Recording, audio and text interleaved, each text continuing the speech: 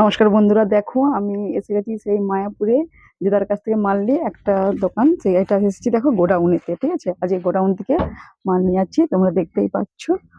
পুরো গোডাউনটা তোমাদেরকে ঘুরে আমি দেখাচ্ছি। দেখতেই পাচ্ছ এখানটা দাদাদের পুরো মাল সব কাটিং হয়, কারণ আমি আগে এসে দেখে গিয়েছি।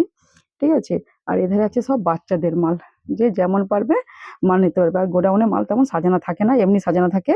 আর পুতুল বা ডলগুলো দিয়ে ওগুলা দোকানেতে ভালোভাবে সাজানো থাকে। আমি যে একটু তোমার দিকে সব দেখিয়ে দেবো। দেখতেই পাচ্ছ গোডাউনটা প্রচুর বড়, তাদের এদিকে সব ছায়া আছে, প্রত্যেকটা কালার যে যেমন পারবে। আর এখানে একটা পুতুল টাঙানো আছে, এখানে একটা যেরকম সাজানো আছে, দেখতেই পাচ্ছ। ঠিক আছে, আর এই পাশের দিকেও মাল আছে, এখানে শাড়িও আছে।